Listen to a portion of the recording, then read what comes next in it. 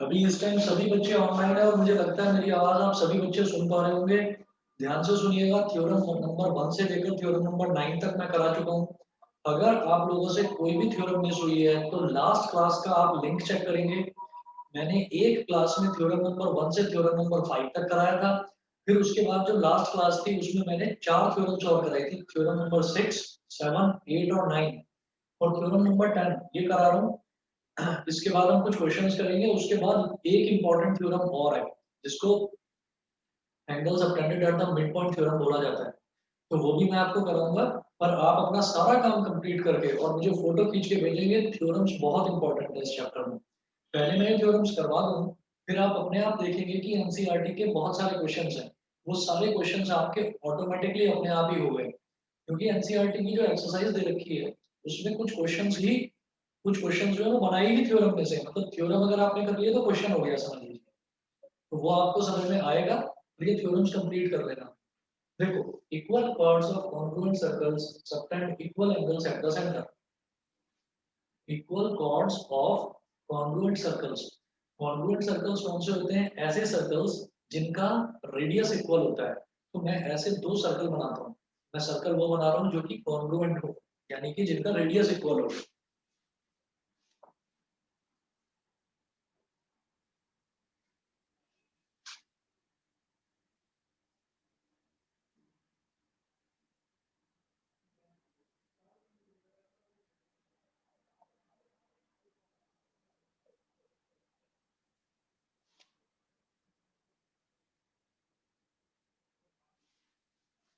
यहाँ पर मेंशन करिएगा, late,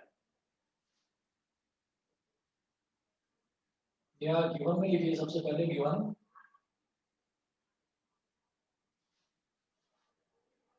given two congruent circles.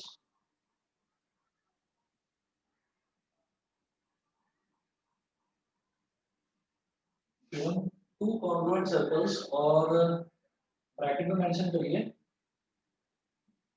Circles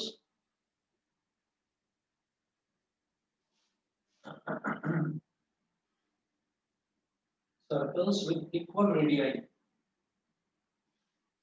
two congruent circles, circles congruent circles क्या होते हैं? Circles with equal radius. तो ये दे रखा है, तो फर्स्ट मेंशन करिए। फर्स्ट ये है जो मेरे को गिवन है, फर्स्ट तो ये है। सेकंड मुझे क्या गिवन है? Equal chords, two equal chords,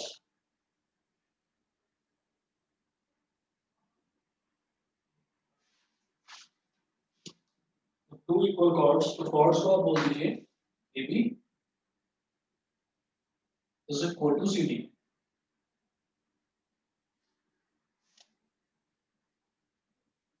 circle का सेंटर ओ, इस सर्कल का सेंटर ओ डैश।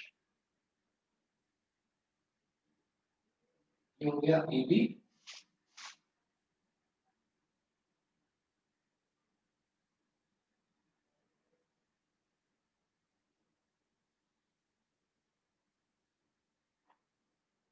ये ओ डैश। तो जब कॉन्ग्रुएंट सर्कल्स हैं यानी कि उनका रेडियस इक्वल है, तो मैंने ओ से ए को ज्वाइन करा तो रेडियस आर, ये भी रेडियस आर। और ओ डैश से सी को ज्वाइन करा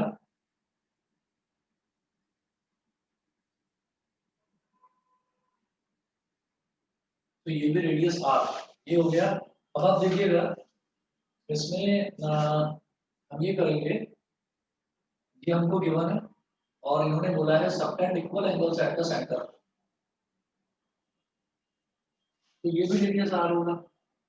ओ डैश डी को छोड़ दो तो ये भी रेडियस है और ये भी आर के इक्वल होगा। तो two to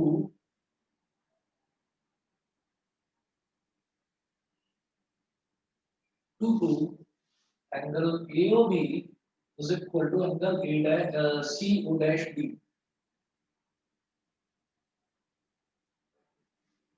Angle AOB is equal to angle CO dash D.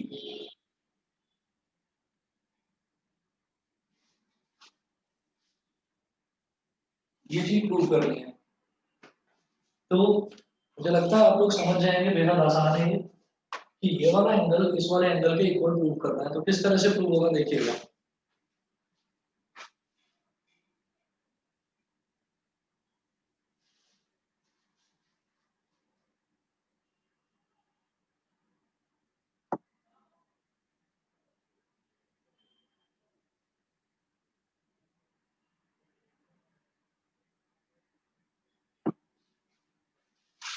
हम ये कहेंगे इन ट्राइंगल AOB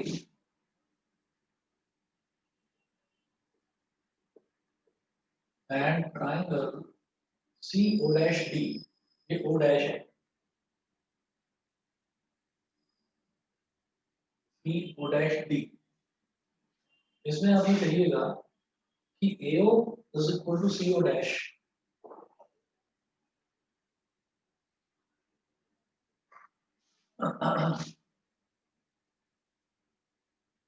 दोनों के दोनों आर के इक्वल, दोनों रेडियस है, तो ये भी आर है, ये भी आर है। अगला आप लिखेंगे OB is equal to O dash D, OB is equal to O dash D, ये दोनों भी आर के इक्वल है, ये हो गया। उसके बाद आप लिखेंगे AB is equal to CD, AB is equal to CD, और ब्रैकेट में आप मेंशन करिए B1। ये दे रखा है, तो आप ये देखिए कि दो ट्राइंगल्स हैं और दोनों ट्राइंगल्स की सारी साइड्स आपस में इक्वल है, तो हम ये बोलेंगे बाई साइड कॉन्फ्लुएंस क्राइटेरिया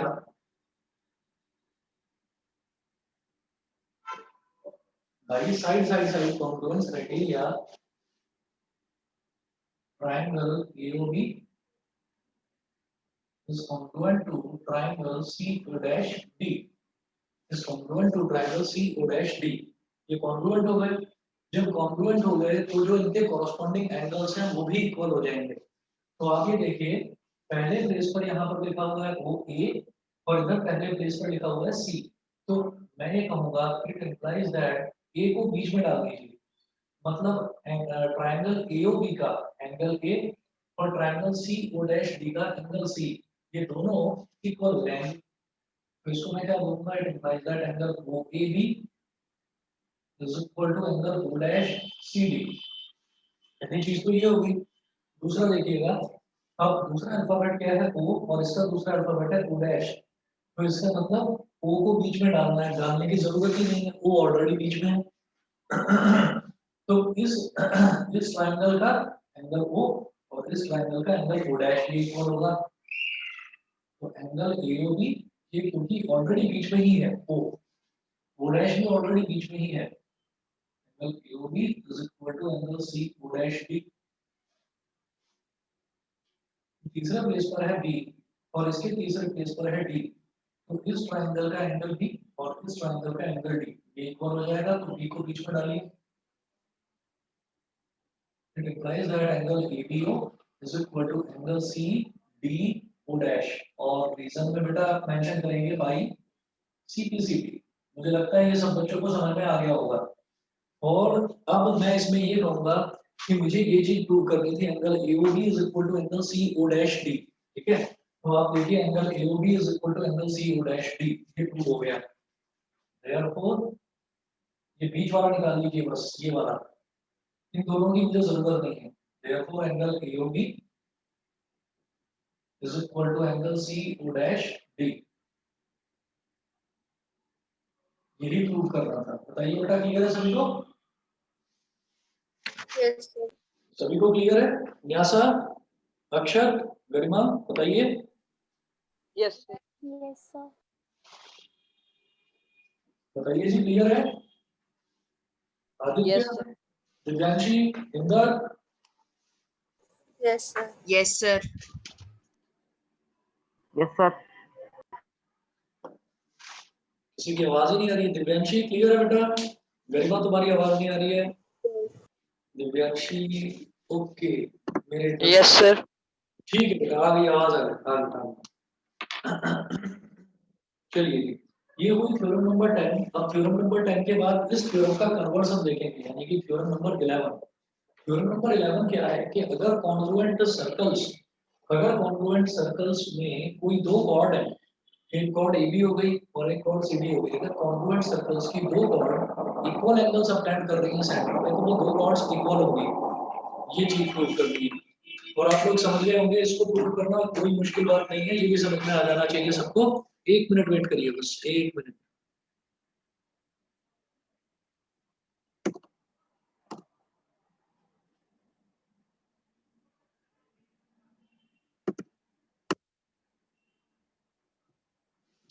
देखिए, नेक्स्ट है theorem number 11।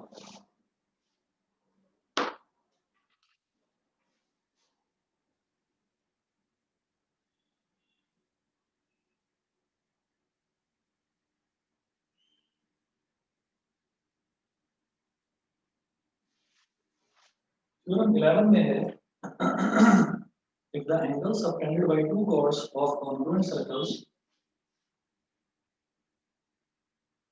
if the angles subtended by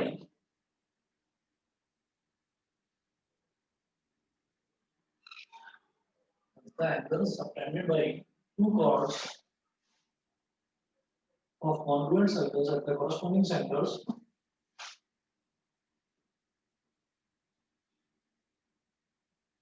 of congruent circles at the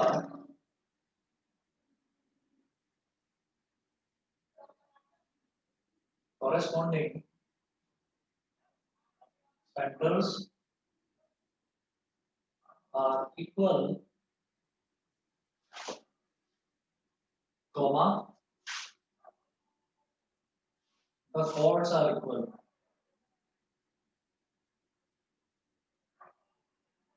comma, the chords are equal। ठीक है। देखिएगा, if the angles subtended by two chords of congruent circles, तो congruent circles दे रखे हैं और उसकी ना दो chords दे रखी हैं। वो जो दो chords हैं वो सेंटर पर इक्वल एंगल बना रही हैं, तो हमको ये प्रूव करना है कि वो जो दो chords हैं वो इक्वल होंगी, मतलब उन दो chords की लेंथ जो है वो सेम होगी। तो मैं क्या करूँगा, मैं दो सर्कल बना लूंगा यहाँ पर। एक सर्कल ये हो गया, ठीक है, और दूसरा सर्कल में बेटा मैं इसके नीचे बना रहा हूँ, दूसरा सर्कल ये हो गया। तो ये जो दो सर्कल्स हैं ये कॉन्ग्रुएंट सर्कल्स हैं। तो इसका सेंटर हो गया O और इसका सेंटर हो गया O डैश। फिर आपने एक कॉर्ड यहाँ पर बना ली, इस कॉर्ड को आपने बोल दिया AB, और एक कॉर्ड आपने यहाँ पर बना ली, इसको आपने बोल दिया CD। AB और CD। फिर देखिएगा, अब आपने क्या करा कि इसको इससे ज्वाइन कर दिया, ये हो गया OA, इसको इससे ज्वाइन कर दिया, ये हो गया OB, इसको इससे ज्वाइन करिए, O डैश C, इसको इससे ज्वाइन करिए, O dash D। Because they are congruent circles, तो इनके रेडियस इक्वल होंगे। ये R हो गया, ये भी R, ये R हो गया, ये भी R। ये वाला एंगल इस वाले एंगल के इक्वल दे रखा है।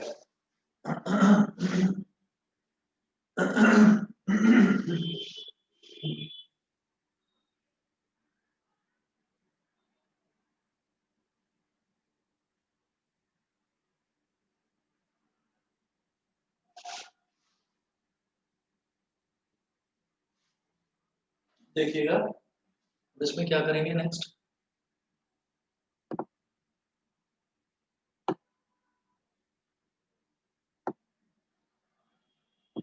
देखिए, तो यहाँ पर क्या दे रखा है, the angles subtended by two chords of congruent circles at the corresponding centers are equal। मतलब अगर सेंटर पर बनने वाले जो दो एंगल्स हैं अगर वो इक्वल दे रखे हैं, है ना, अगर वो दोनों इक्वल दे रखे हैं तो क्या करना है, तो गिवन सबसे पहले मेंशन करिए, गिवन यहाँ पर गिवन क्या है, गिवन है टू कॉन्ग्रुएंट सर्कल्स। फर्स्ट लिखेंगे इसमें टू कॉन्ग्रुएंट सर्कल्स, और ब्रैकेट में लिख देंगे circles with equal radii. Congruent circles वही होते हैं बेटा जिनका रेडियस इक्वल होता है। टू कॉन्ग्रुएंट सर्कल्स, ब्रैकेट में लिखिए सर्कल्स विद इक्वल रेडियस, जिनका रेडियस इक्वल होता है। हाँ, उसके बाद सेकंड यहाँ पर दे रखा है कि angle AOB is equal to angle CO dash D। ये जो एंगल AOB है, एंगल CO डैश D, ये दोनों एंगल्स जो हैं ये हमको इक्वल दे रखे हैं। ये हो गया। अब जरा देखिएगा और प्रूव क्या करना है।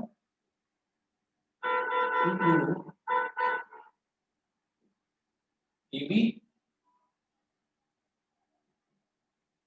इज इक्वल टू CD, मतलब ये जो कॉर्ड AB है और ये जो कॉर्ड CD है, ये दोनों के दोनों इक्वल हैं।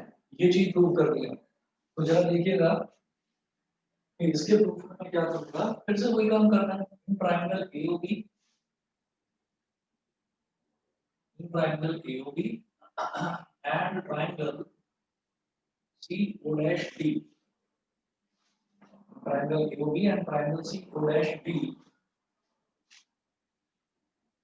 AO is equal to CO dash is equal to R के इक्वल। फिर एंगल AOB और एंगल CO डैश D ये इक्वल दे रखा है। Angle AOB is equal to angle CO dash D, ये इक्वल गिवन है दोनों एंगल्स, तो आपने मेंशन कर दिया गिवन। ये हो गया। उसके बाद OB is equal to O dash D, OB is equal to O dash D, दोनों के दोनों रेडियस हैं कॉन्ग्रुएंट सर्कल्स के। तो कॉन्ग्रुएंट सर्कल्स के रेडियस हमेशा इक्वल होते हैं। तो आप देखिए AO एंगल AOB ये एंगल और ये वाली साइड, तो साइड एंगल साइड, इसी तरह से CO dash O dash D और दोनों के बीच का एंगल, तो साइड एंगल साइड, तो भाई ऐसे ऐसे side angle side.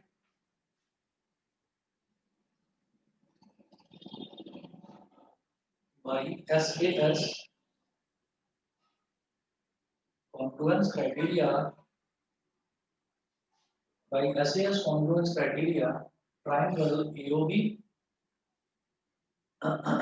is congruent to triangle AOB is congruent to triangle CO dash D। ये दो ट्रायंगल्स कॉन्ग्रुएंट हो गए।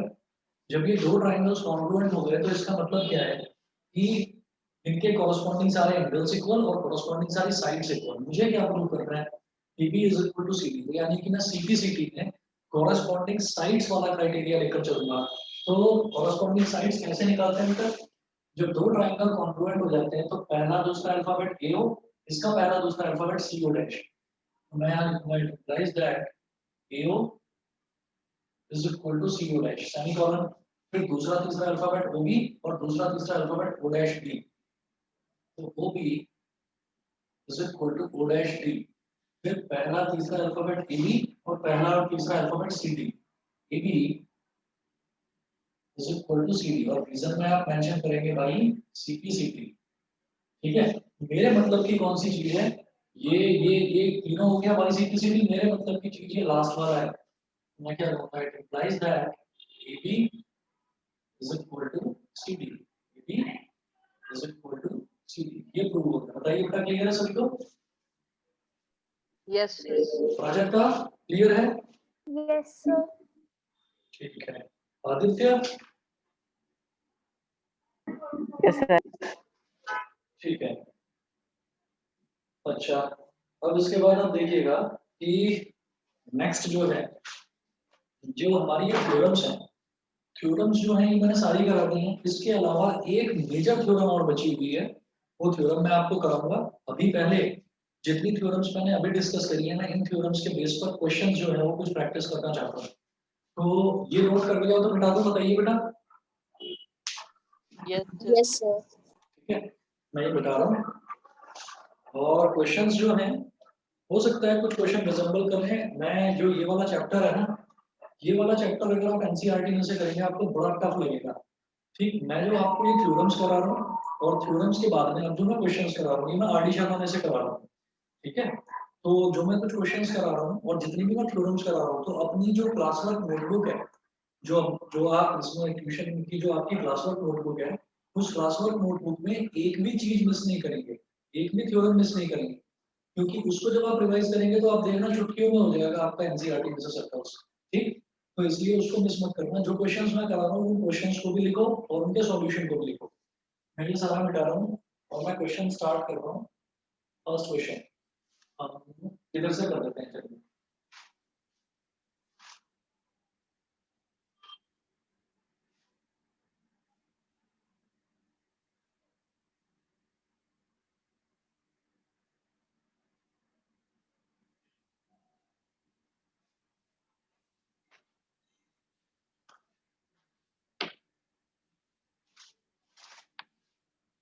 क्वेश्चन लिखिएगा, two chords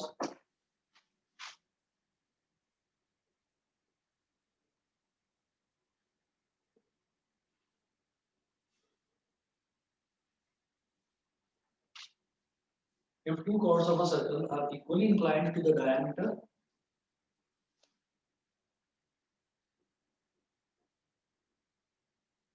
if two chords of a circle, अच्छा दिखाई नहीं दे रहा होगा, मैं मिटा रहा हूँ इधर से।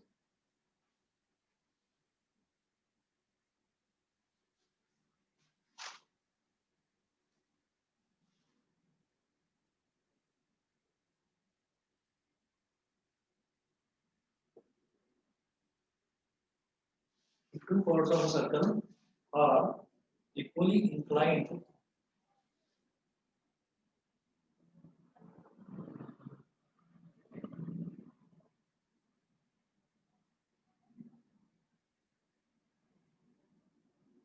if two chords of a circle are equally inclined to the diameter through their point of intersection, through their point of intersection,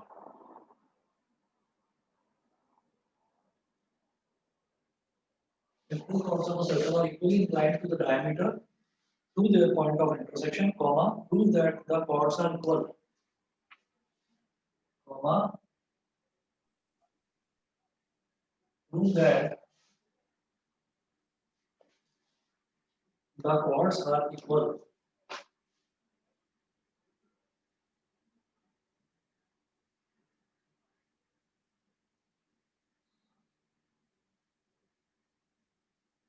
ठीक है, देखिएगा इसको कैसे करेंगे। इस क्वेश्चन को सबसे पहले समझना है, समझने के बाद मैं इसकी फिगर ड्रॉ करूंगा, फिर ये देखेंगे कि मुझे इसमें करना क्या है क्वेश्चन में।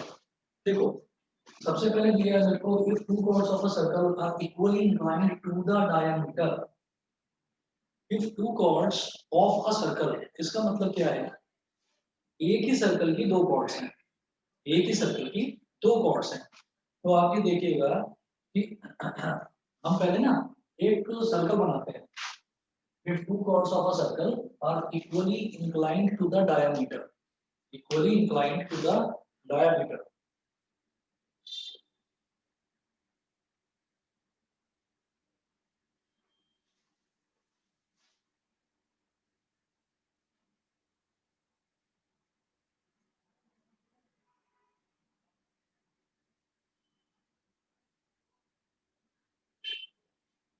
Two chords of a circle are equally inclined to the diameter. तो एक diameter दे रखा है, ठीक है। अब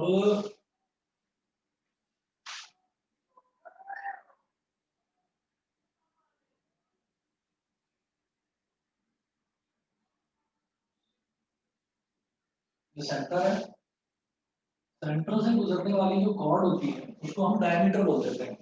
तो ये हमारा डायमीटर हो गया। इस डायमीटर को बेटा आप बोल दीजिए,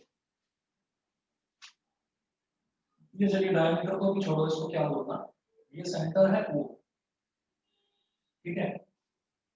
to chords of a circle are equally inclined, inclined का मतलब होता है वो डायमीटर के साथ इक्वल एंगल बनाती है। इक्वली इंक्लाइंड, इंक्लाइंड का मतलब होता है एंगल बनाना। तो ये जो कॉर्ड्स हैं ये डायमीटर के साथ में इक्वल एंगल बनाती हैं। तो ये दे रखा है, two chords of a circle are equally inclined to the diameter, ठीक है। तो यानी कि आपने एक कॉर्ड यहाँ पर बना ली, इस पॉइंट को बोल दीजिए बेटा ए, इस कॉर्ड को ये हो गया ए बी, फिर दूसरी कॉर्ड इधर बनाइए, ये हो गया AC, ठीक है, ये AB हो गया, ये AC हो गया, इसको D बोल दीजिए, चलिए ये D हो गया। तो ये वाला जो एंगल है, ये वाली जो कॉर्ड है AB, ये डायमीटर के साथ एक एंगल बना रही है, सिमिलरली ये वाली जो कॉर्ड है AC, ये भी डायमीटर के साथ एक एंगल बना रही है, ये बना रही है ये वाला एंगल। तो हमको क्या कहना है, क्या इन्होंने दे रखा है कि ये एंगल इस एंगल के इक्वल है। इसको बोलते हैं कि two chords of a circle are equally inclined to the diameter. मतलब ये जो दो कॉर्ड्स हैं सर्कल की, ये डायमीटर के साथ इक्वल एंगल बनाती हैं। इक्वली इंक्लाइंड का मतलब ये होता है, ठीक है। अब ये बोल रहे हैं कि through their point of intersection, ये भी बता रखा है through their point of intersection. तो दोनों कॉर्ड्स अपने पॉइंट ऑफ इंटरसेक्शन पर जो डायमीटर के साथ एंगल बनाती है वो इक्वल है, ये गिवन है। Through their point of intersection का मतलब ये है बेटा कि दोनों कॉर्ड्स इंटरसेक्ट कर रही है, मतलब एक कॉर्ड एक पॉइंट पर मिल रही है। तो इसलिए मैंने ये AB और AC इस तरह से कॉर्ड बनाई। नहीं तो आप कह सकते थे कि सर एक कॉर्ड कहीं और बनाओ, एक कॉर्ड कहीं और बनाओ, ठीक है। लेकिन through their point of intersection यानी कि कॉर्ड्स जहां मिल रही हैं उस पॉइंट पर डायमीटर के साथ जो पहली कॉर्ड बनाती है वो वाला एंगल, जो दूसरी कॉर्ड बनाती है वो वाला एंगल, वो दोनों एंगल इक्वल है, ये दे रखा है। फिर ये बोल रहे हैं prove that the chords are equal. मुझे प्रूव करना है कि AB और AC ये इक्वल है। तो देखिएगा मैं इसमें लिखूंगा गिवन, बिल्कुल गिवन क्या क्या है, गिवन है angle BAO,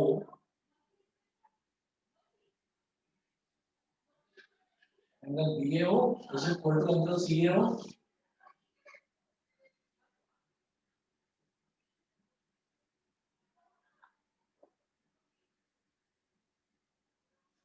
angle BAO is equal to angle CAO, ये हमको दे रखा है, ठीक है।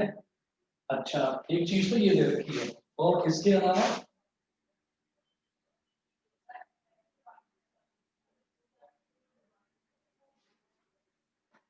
अलावा ये कहते हैं कि आपको प्रूव क्या करना है, टू प्रूव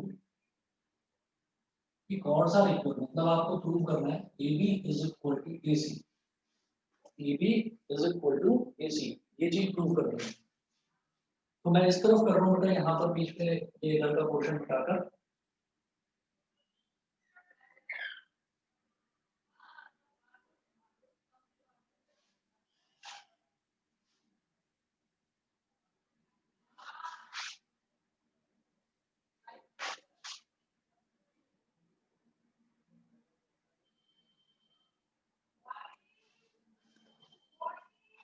अब देखो prove AB is equal to AC, मुझे ये चीज प्रूव करना है। तो हम ना यहाँ पर एक कंस्ट्रक्शन करेंगे छोटा सा।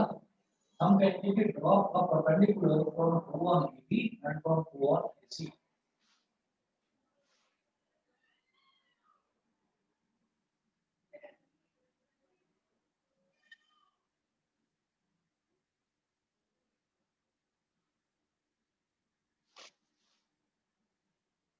Draw a perpendicular from O on AB and from O on AC, ठीक है। तो O से एक परपेंडिकुलर ड्रॉ करिए बेटा AB पर,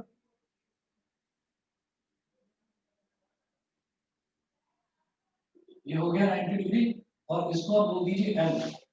ऐसे ही O से एक परपेंडिकुलर यहाँ ड्रॉ करिए, AC पर ये परपेंडिकुलर हो गया बेटा, इसको बोल दीजिए M,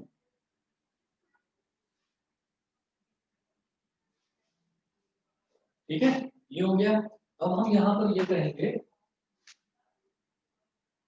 कि OL is perpendicular on AB and OM is perpendicular on AC. It implies that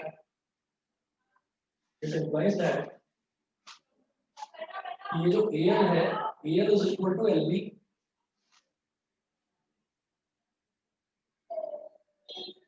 and OM is perpendicular on AC, तो AM is equal to MC।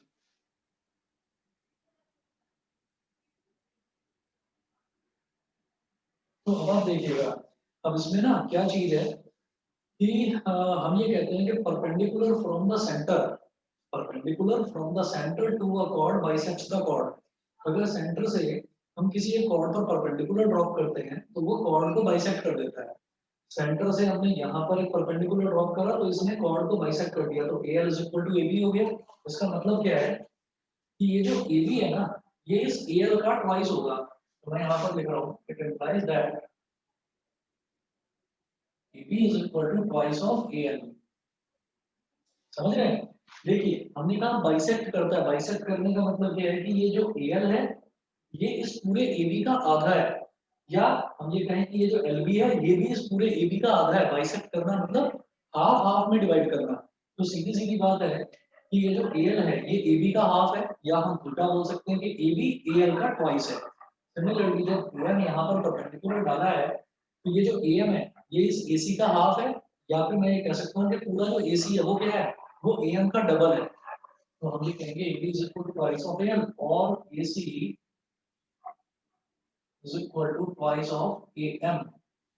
ठीक है, और यहाँ रीजन में लिखिएगा perpendicular from the centre to a cord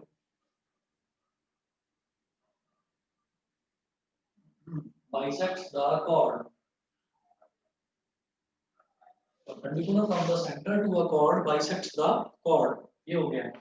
तो अब देखिएगा, अब यहाँ तक इतना करने के बाद में मैं ये कहूँगा, इसको बोल दीजिए इक्वेशन नंबर 1, और बेटा इसको बोल दीजिए आप इक्वेशन नंबर 2। ये करने के बाद फिर मैं दो ट्राइंगल्स की बात करता हूँ, triangle O L, triangle O L A and triangle O M A. इन दो ट्राइंगल्स की बात हम करेंगे।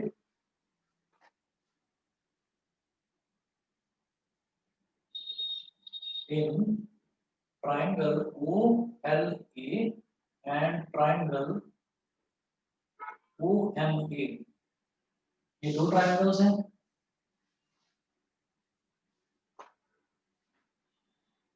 अब देखिएगा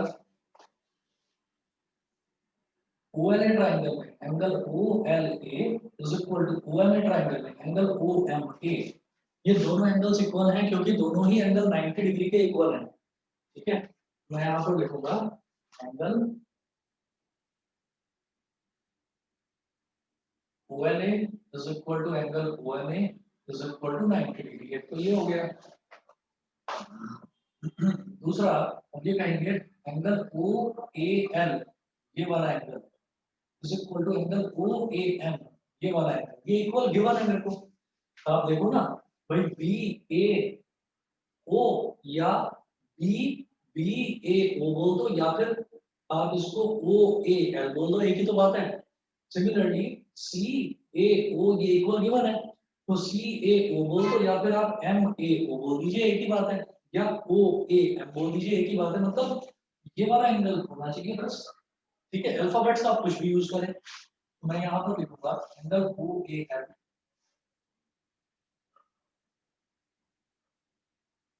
angle OAL is equal to angle OAM।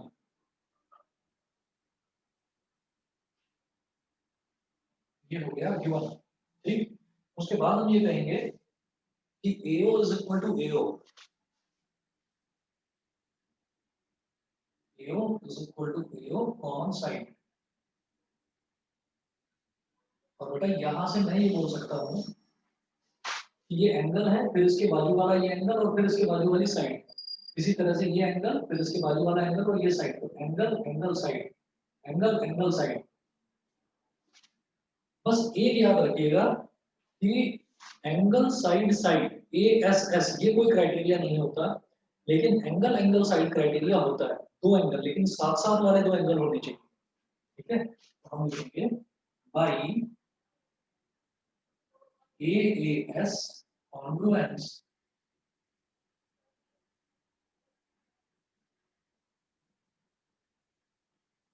by AAS congruence criteria,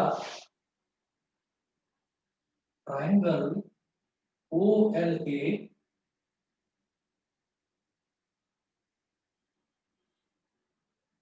triangle OLA is congruent to triangle OMA. Triangle OLA is congruent to triangle OMA. अब इधर का पोर्शन मिटा रहा हूं,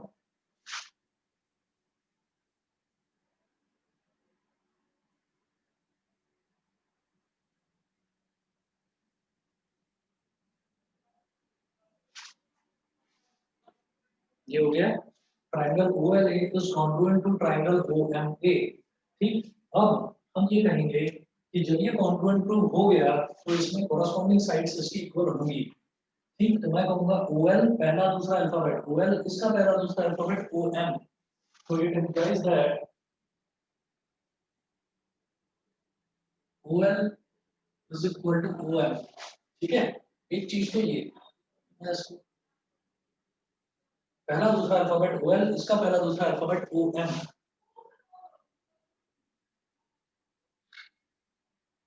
OL is equal to OM semicolon.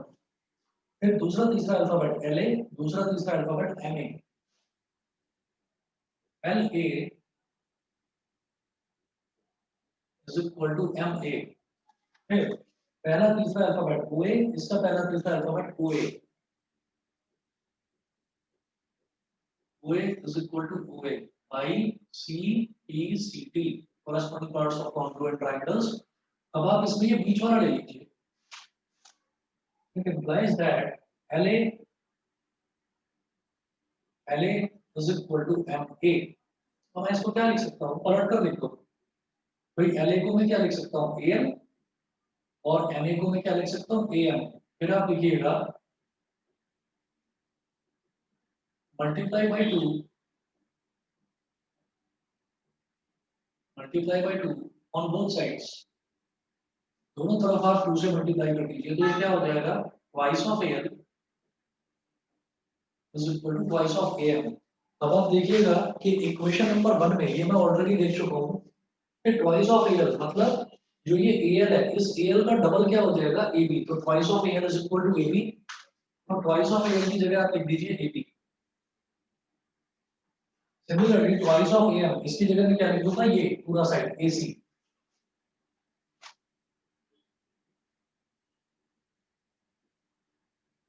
यहाँ reason में लिख दीजिएगा from first and second prove. यही मुझे प्रूव करना था। बताइए बताइए बेटा, सब बच्चों को समझ में आ गया? Yes, sir. सभी को समझ में आ गया? प्राजक्ता बताइए, क्लियर बताइए, समझ में आया कि नहीं? Yes, sir. Yes, sir. ठीक है, युग युग Yes, sir. ठीक है बेटा। आदित्य समझ गए? चलिए जी, तो मैं और Yes, कुछ sir. नहीं करा रहा हूँ आपको, और होमवर्क के नाम पर बेटा सिर्फ इतना है, I am very serious in this, कि जो आपको मैंने थ्योरम्स कराई हैं, टोटल 11 थ्योरम्स हैं, वो सारी की सारी थ्योरम्स मेरे को चाहिए।